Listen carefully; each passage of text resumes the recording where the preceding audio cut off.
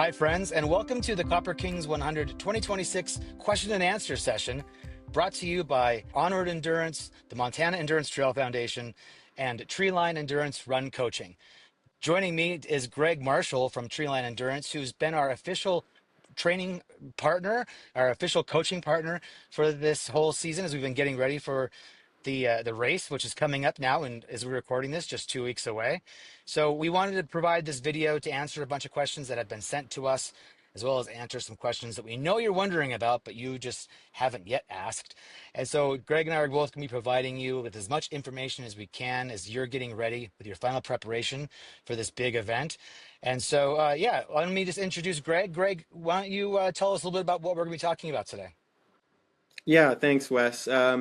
My name is Greg Marshall. I'm the head coach over here at Treeline Endurance, and we're incredibly excited and grateful to be the official coaching partner of Copper Kings. We've put a lot of work together into creating the official training plan that we know a large number of you have used to kind of ensure success on race day and build your fitness as well as your nutrition strategy, your sleep kind of protocols and all of those sort of things. So just really excited to kind of chat through any additional questions people have as they kind of finish the fitness and start working on logistics. Yeah, I mean, logistics is a big part of it. Of course, the training has been an ongoing thing for many months for a lot of people. Running 100 miles is a big deal, and we are here to support you all and help you along the way, along this giant course, and get you to the finish line successfully. And we're so excited to see you at the start line, see you at bib pickup, see you at the finish line, see you along the way.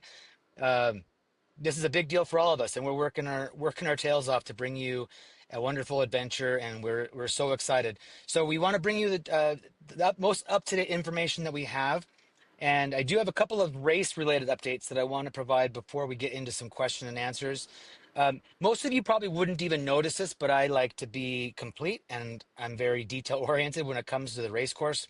There was a small change to the course that I made. I can't remember when it was now, sometime recently. I've been in Butte working really hard doing trail work, and during the section working up in the Conda to Moulton section, so this is the second to last section of the course, a small deviation was made from what the map was previously showing. Like I said, you might not otherwise notice it because when you go through there, their course marking will show you where to go. But if you have the course loaded on your watch, there might be a time when you turn right and your watch starts to complain that you're off course. Your watch will probably stop complaining less than a quarter mile later. But if you are like me and you like to have everything complete, you can go to the runner's guide and access the CalTopo map and download the most recent course files. The I think the If I remember, there are also links to Gaia GPS and some other files on the runner's guide. Those are not updated with this change. It's just on CalTopo. So anyway, just want to let you guys know about that. Also, another recent change. I'm actually here at the KOA in Butte. I've been staying here during my visit, and this is a wonderful place to stay. And so I just wanted to share with you all that KOA has joined us as a sponsor. If you're still looking for a place to stay while you're in Butte, and if you have an RV or a van, or otherwise you just want to do some camping, KOA is offering a 20% discount to you. And so all you need to do is call here and talk to the people on the phone, and they'll be able to set you up with that 20% discount. Okay, so let's get into some talk about the actual sort of the timeline of events and various detail-oriented questions.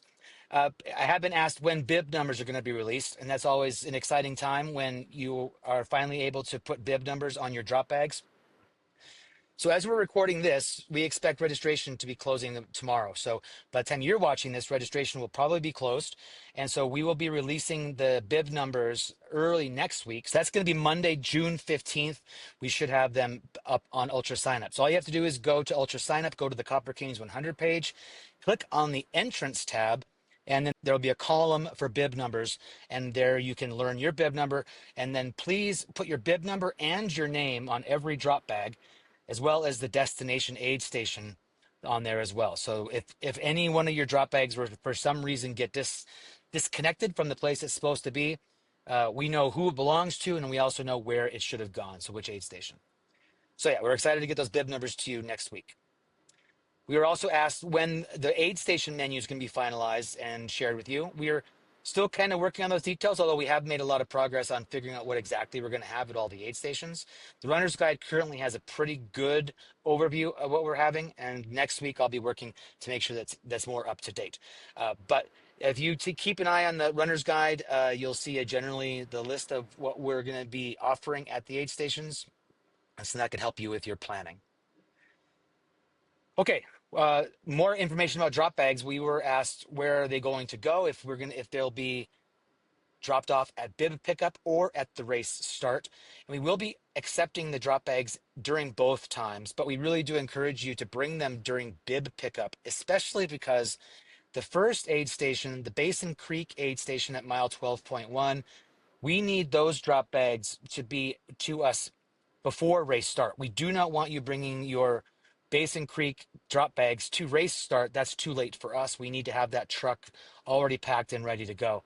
So for the aid station, Basin Creek, which that aid station drop bags moves to Moulton, as you remember. So that drop bag you should bring with you definitely to bib pickup so that we can load that up. The other aid station drop bags you can bring to the starting line if you want a little bit more time, and then we'll be loading those trucks up as the day progresses on Friday. We also had a question from a runner asking about what happens if they finish well before the race cutoff and some of their drop bags are still at aid stations. Do they have to wait for the race to end before the drop bags come back?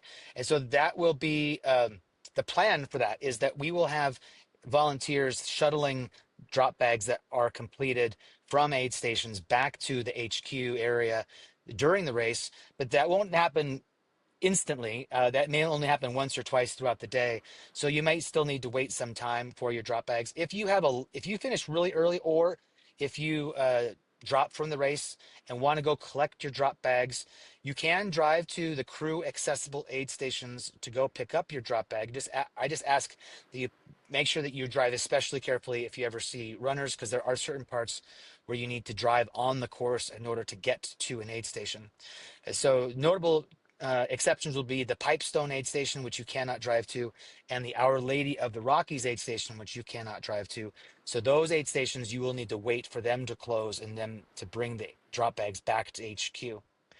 But otherwise, some of the aid stations that are open for a really long time, like Nez Perce and Conda and Moulton, we will hope to have a little bit of the finished drop bags brought back early so that you'll be able to get to those drop bags. So some things like which aid stations are accessible by crew, all that information, of course, is in the runner's guide. So if you are wondering about that, we won't detail all that in this video, but the runner's guide will tell you where your crew is allowed. And of course, the aid station cutoff times are also listed in the runner's guide. And so please consult that so that you're aware of all the times that you need to have left an aid station. And that is the rule with our cutoff times. The cutoff time is the time you must have left the aid station, not that you must arrive there. So if, let's say, there's a 12:30 p.m. Cutoff time, if you arrive at the aid station at 12:30, well, I guess you have less than a minute to get out of there, because you have to be out of that aid station at the cutoff time. You can't just have arrived there. And all that information, again, is in the runner's guide. Okay, I mentioned a little bit about dropping. What happens if you drop and how are you going to get back? And that's going to depend a little bit on if you have a crew or not. If you have crew, of course, you're welcome to get a ride back into town with your crew. I guess I should back up and just say if you drop, the process will be that you will talk with the aid station captain. You will give your tracker to them because we need to get that back. And then once you have your tracker to them and you can then go pick up your drop bags, you can do what you need to do. So then your crew can bring you back. If you don't have a crew, then you can get a ride back with a volunteer, which in most cases means you're going to have to wait for the aid station to close before you can get a ride back. If we have extra volunteers, we will try to send them out to aid stations to ferry back dropped runners if we have some. Those same volunteers might be out there bringing those drop bags back to HQ. So if there's somebody driving back to HQ, you can get a ride with them. And then, of course, another way you can get back is you can hitch a ride with somebody else's crew who's driving back into town. So there's lots of ways, but if you're if you're at an aid station where you can't get access to a crew or somebody else's crew, you'll have to wait for the volunteers to drive you down. And so that brings up a good point, which is that Our Lady of the Rockies is an aid station where crew is not allowed to go, and it's a very difficult aid station to get to and from. And so if you drop there, you will have to wait for the aid station to close before the volunteers can bring you down. And this is why we ask you, please do not drop at Our Lady, because you'll be there for many hours, and it's just not a good situation for you or for anybody. So it's just much better for you to proceed on. We don't want any of you to drop, but please don't drop at Our Lady. And then, like I said, when you are at an aid station, you'll get a ride back with a volunteer, or we can find a ride with you with somebody else. Okay, let's talk about some gear issues, some mandatory things related to gear and our trackers. So every runner is going to be carrying a satellite tracker. It's a Spot. That's the brand, and I think the actual model name is the Trace. But we rent these from Track Leaders, which is a terrific company that a lot of races use. Um, and your tracker must attach to your pack on your shoulder, which leads to our rule that you must be wearing a pack or vest with a shoulder strap that we can attach your tracker to. Last year, we had a few runners who started the race without a vest and they only had like a waist belt, and that caused a lot of problems for us. And so this year, we're being very explicit that you must have one of these packs. That doesn't mean you can't have a waist belt. It just means you can't have only a waist belt. So you can have a pack alone or a pack and a waist belt, but you can't have only a waist belt. And that's just so that we can make sure that those trackers are easily seen on your shoulder, because that's how it communicates to the sky.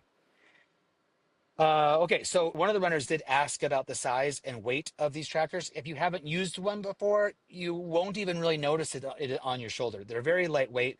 They weigh about 3.1 ounces. They're less than 3 inches in length. I think it's 2.7 by 2 inches by 1 inch. A little bit smaller than a deck of playing cards, and it just attaches, like I said, with a little piece of Velcro that wraps the tracker around your shoulder. And once it's there, you never have to worry about touching it. You don't have to interact with it in any way. I guess the only thing to keep in mind is if for some reason you decided to change packs in the middle of the race, you really need to make sure that that tracker moves onto the new pack. You can't proceed down the course without that tracker. So, yeah, those are some information, or yeah, good things to know about the trackers. Let's see. Let's talk about headlamps and lighting requirements. It's probably pretty obvious you're going to be running through the night one way or another, and so once it's dark, you should have some lighting to help you get through the course. But the part that we really want to emphasize that we want you to do is to start the race with a headlamp or waist lamp, whatever your lighting situation is. Please wear that from the start, and please leave those lights on all the way to Basin Creek Aid Station. By the time you get to Basin Creek, the sun will have already come up. So your instinct will be to turn off that light, but I'm asking you to please leave it on, because the cars that are driving towards you who aren't expecting you to be there will see you much better if there's a light shining at them. So for better visibility, we do ask you to wear headlamps or waist lamps from the start and keep them on all the way to Basin Creek. A runner asked about cell service and if they should bring an inReach. The course has cell service on most of it, but there are definitely sections where there is limited to no cell service. And so having an inReach is a great backup plan if you want to be able to communicate in one of those areas where there is no cell service. If you go to our course map on CalTopo, on the upper right-hand corner, you can click to enable different data layers, different informational layers. And there is a cell coverage layer in CalTopo that you can turn on, which will then allow you to see what the cell service situation is. You can see where there are parts of the course where there's definitely no service. So that might be something just to keep an eye on. And then we also, if it was me, I would run with my phone on airplane mode just to save that battery. If you are not going to run with your phone on airplane mode, definitely bring with you a little battery that you can charge your phone with. You'll want to make sure that whatever you have your course loaded on, whether it be your phone or your watch, make sure that that is charged up and can run the entire time. And if it can't run the entire time, bring something to keep it charged with. We don't want you out there losing track of the course because your battery dies. Another thing we ask you to do in the in Runner's Guide is to have emergency calories with you, about 500 calories. And somebody did ask me if that is on top of the regular fuel that you're bringing for this segment, or if it's a separate number of calories. The intention with this rule is that if you were to come into some emergency situation where you are immobilized, you might be waiting for a while for help to come to you, and so you're going to need extra calories to help sustain you. And if you only had the calories you brought for that segment, they may already be depleted, and now you're left with nothing. So the idea behind this rule is 500 calories that you otherwise do not touch, so it's on top of the calories you carry for each segment, and it's just there in case there's an emergency and you need something to sustain you while you're waiting for help. And then the last thing I want to talk about in terms of gear is the question was, are trekking poles allowed on the course? And they certainly are. We have no restrictions on that. And if you have been training with and you like using trekking poles, then yeah, I recommend it. There's some good long climbs where getting your arms involved will definitely be helpful. A runner asked about bear spray, and they wondered if we recommend it, and we definitely do recommend bear spray. However, I will sort of caveat that to say if you know how to use it. I don't recommend going to the store on Thursday afternoon, buying some bear spray, and then deciding to bring that with you on the course, and then trying to learn how to use it while you're being introduced to some wildlife in the forest. That's not the best time to learn how to use that kind of thing. So if you know how to use bear spray, definitely bring it. All the locals around here carry bear spray when they're out in the woods. We don't really expect you to have wildlife encounters, but we are in their home here. This region is home to many mountain lion, black bear, and there is a resident grizzly in the region. So we just recommend that you make sure that those animals know that you're there by making noise as you travel through the countryside. So pair up with another runner, have a good conversation, and that way when you're traveling down the course, all the local animals will know you're coming because they'll hear you guys talking. During the bib pickup and during our race briefing, we will have a representative from the U.S. Forest Service who is the sort of the local expert on the grizzly population. He will be giving us a brief informational talk about the local wildlife. Okay, let's talk about weather. You know, June is a very volatile time in Montana. We often are switching between blue skies and storms within just minutes. And we've had highs as high as in the mid 70s, and have lows in the low 30s, and depending on where you are on the course, it'll even get below freezing. So I recommend that as you're planning your drop bags, think about that section out of Our Lady of the Rockies, because between it and Nez Perce, and even beyond Nez Perce to Conda and into Moulton, that upper part of the course is a little bit colder. And definitely in the last couple of years, I think I remember seeing a 27 degrees one morning. So it's going to be cold at night, and it's potentially going to be warm during the day. And then it's also potentially going to be a little bit, either rainy or snowy or windy. We've had all different kinds of weather over the last few years, but for the most part, when it is doing one of those precipitation events, they don't last very long. So I just recommend that you be prepared for anything, and just like it. And if you have the power to communicate with those who control the weather, put in a good word for good weather. We've had great weather the last couple of years. We would like to keep it that way. It's a lot more fun when we're not standing and running through a downpour. Let's talk about bugs. There are definitely mosquitoes on this course, especially up in the Nez Perce area. There are some streams, and where there are streams, there are usually mosquitoes. And so you might just want to be prepared. In fact, all of our aid stations will have no mosquito spray from Wild Scents. So our wonderful sponsor will be providing us with mosquito repellent that we will have at the aid stations. But we will also I also recommend that you bring with you something to repel ticks. In the last couple of weeks, as we've been doing trail work, both myself and other volunteers have found ticks on us, and those happened on totally different parts of the course too. One was found in the Highland area, which is basically mile 25 of our course, and then also I got ticks when I was around mile 85-ish in the course, so in the Moulton area. So there are ticks around here, and so one just think about how you want to deal with that. Look for them on your body after the race or whenever you're on the course, but you might consider bringing some repellent with you. A runner asked about porta potties on the course. Will there be toilets on course? And basically, every aid station that we have on course, with the exception of Our Lady of the Rockies, every aid station will have porta potties. And every aid station that has porta potties will also have bare butt wipes, which is a sponsor of the Copper Kings 100. So if as you're taking care of business and you are, going to freshen up, we will have those available for you in the porta potties. The reason why Our Lady of the Rockies does not have a porta potty is because it'd be really difficult to get one there. But also, we're really lucky that Our Lady of the Rockies location does have very nice, uh, like real inside bathrooms with heating. And so, in fact, it might be one of the things where you may want to get in there, do your business, and get right back out because if it's cold outside, you might want to stay there. It's nice and warm. So there's bathrooms at every aid station. So definitely you'll be taken care of.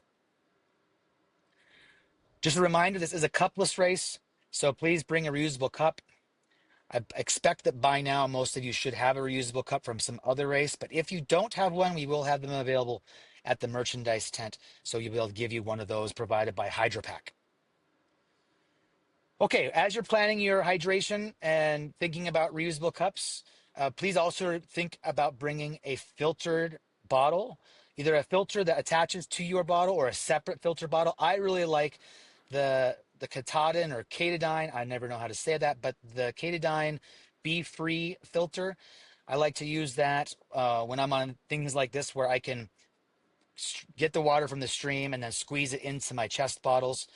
And then once I'm done with that, then I then fill that bottle one more time. So I have an additional liter that's still in that filter bottle that I can stick into a pocket.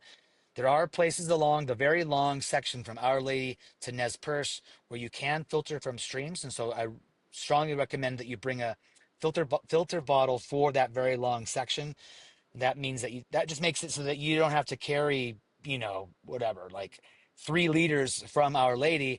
You could instead carry maybe a liter from Our Lady or a liter and a half, and then use your filter to refill your bottles when you get to the bottom of the big climb. So yeah, please keep that in mind. And if you have questions about the course, of course, by now you've already studied the runner's guide, I hope. But if you still do have questions about any of the distances, the runner's guide has all that information in it. Okay, let's talk about pacers, and then I'll hand it over to Greg. I was asked if pacers need to attend the pre-race meeting. The answer is no, pacers do not need to attend, but the pacers do need to sign a waiver, and they can do that at bib pickup. We will have them available there, and once you've signed your waiver, you can pick up your pacer bib. But you can also have your pacer sign the waiver at the aid station that they are starting to pace from, and then the waivers and those bibs will be available there as well. And then I was also asked if pacers need to bring the same mandatory gear that runners have, for example, a bivy or a space blanket, emergency calories, those sorts of things. And basically, the answer is that we really recommend that pacers do have all of those things. If you, as the runner, and your pacer were to become immobilized, you're going to both want to have some way to stay warm and stay fueled while you wait for help to arrive. So having just one set of those things might be pretty inconvenient and unsafe. So we recommend you both have that. Also keep in mind that pacers do not carry a satellite tracker. Only runners have those. And that's exactly why the pacers must stay with the runner at all times. And then just as a reminder, all pacing is done on foot, no bikes or other equipment. So yeah, if you don't have a pacer, please don't fret. I know that the long section from Homestake to Our Lady and then on to Nez Perce is an excellent section to have a pacer with you. But if you don't have one, there are a lot of runners on this course, many of them running your pace, and it would be quite easy for you to pair up with somebody as you're leaving the aid station and you can travel with them. It's a great way to make friends, lifelong friendships on the trail. It's a great way to meet people. So that's the end of the questions that I have. And so I'm going to next hand it back over to Greg, who's going to talk about some training related questions and suggestions as we get close to this big event. So Greg, over to you. Thanks, Wes. Yeah, excited to chat a little bit more about some of the specifics for our group run, which will be on course held this Saturday. So I'd like to give a few details around that here to start. We'll talk a little bit as well about some other questions we got around specific challenges associated with the Copper Kings 100 from a training perspective, tapering since we're approaching that period, diet over the last few days as we look at Copper Kings coming up and kind of making sure that we have nailed the also famous carbo load. And then we'll finish with a couple of sort of pitfalls to avoid if this is your first attempt at a 100-mile race. Okay, so kind of starting at the top there. What time do I need to be at the training run on June 13th? So a quick refresh. Wes and the team sent out an email a couple of weeks ago advertising our Treeline Endurance sponsored group run that'll be occurring this Saturday.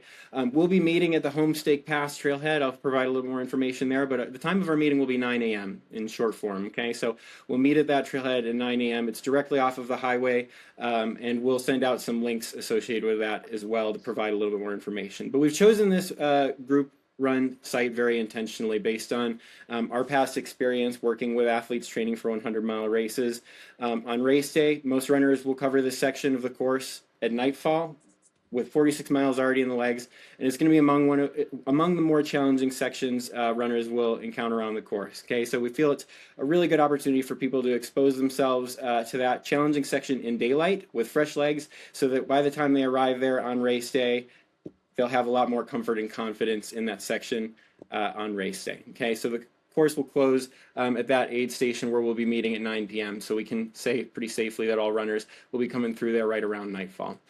For the group run on this Saturday, again, we will be meeting at 9 a.m.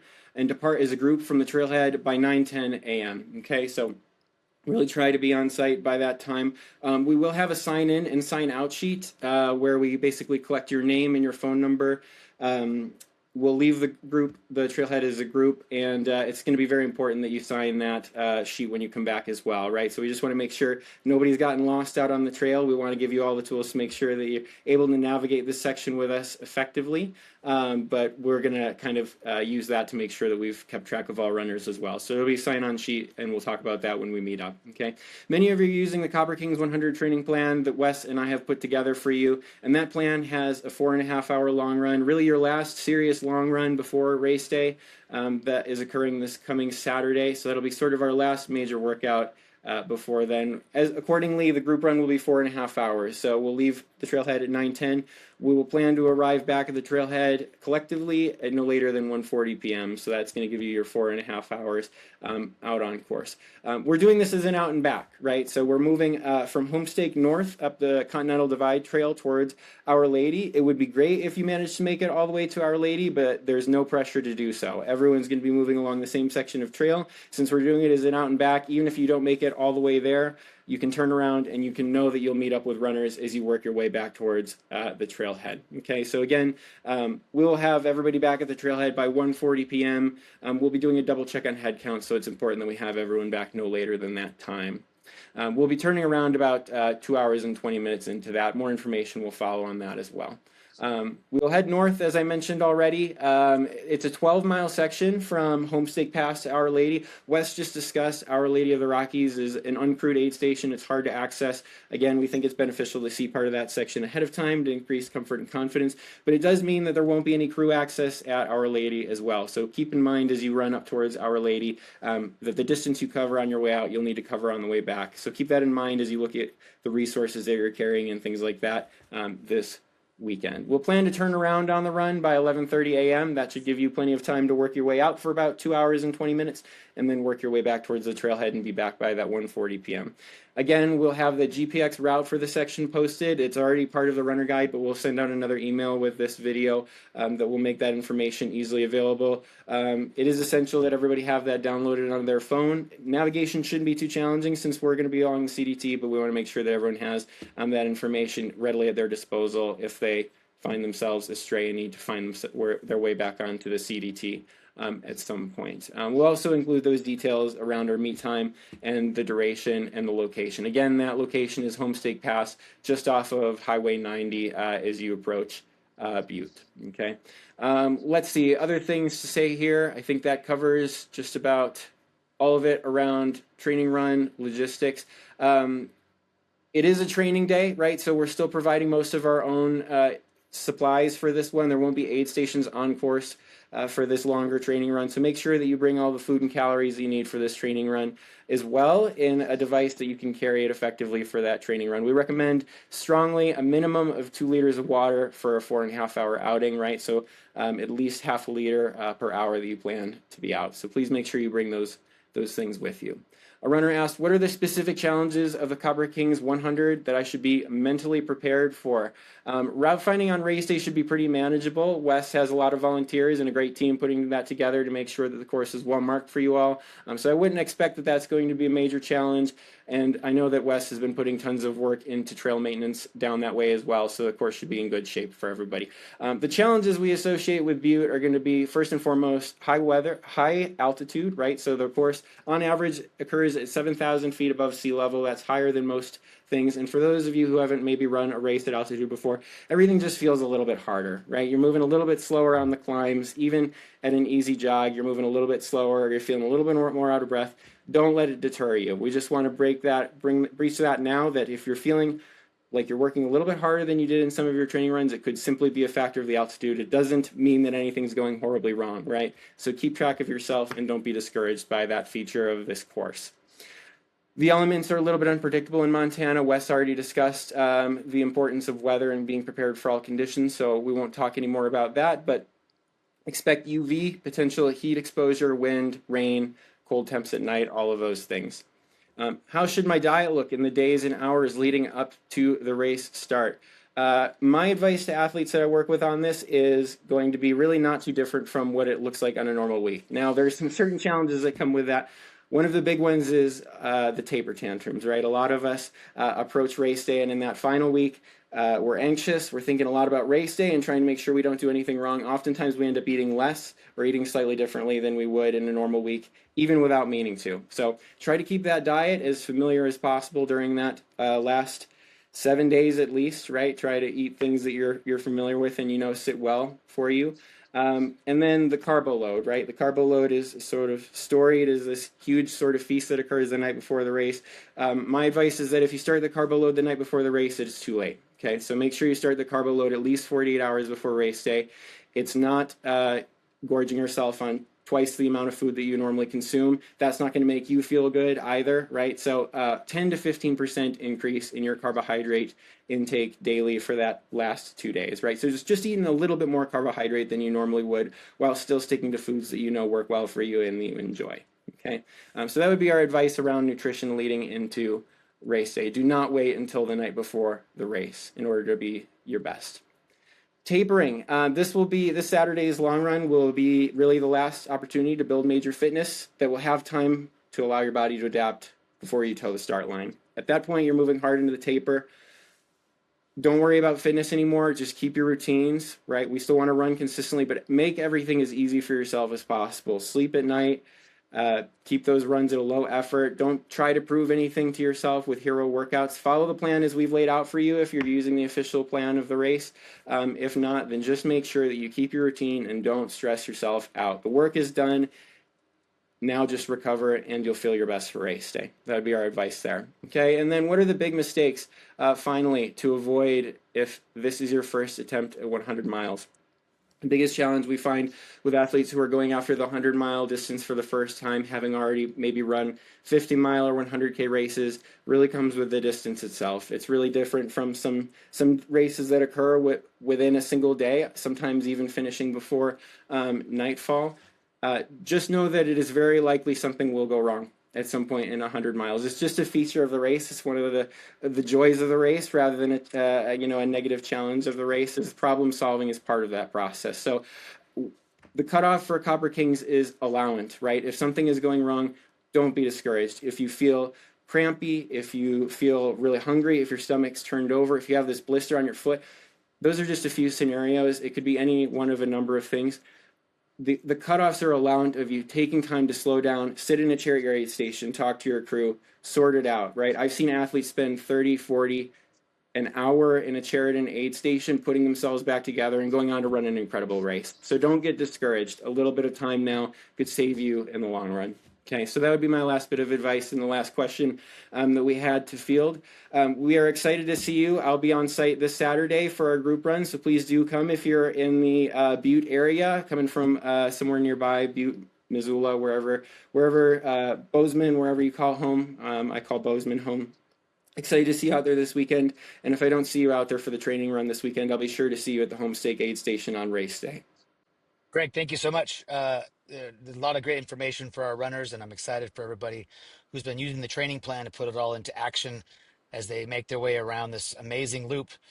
Just a couple last minute things before we close. If you had purchased merch through the pre-sale, that will be available for you at Bib Pickup.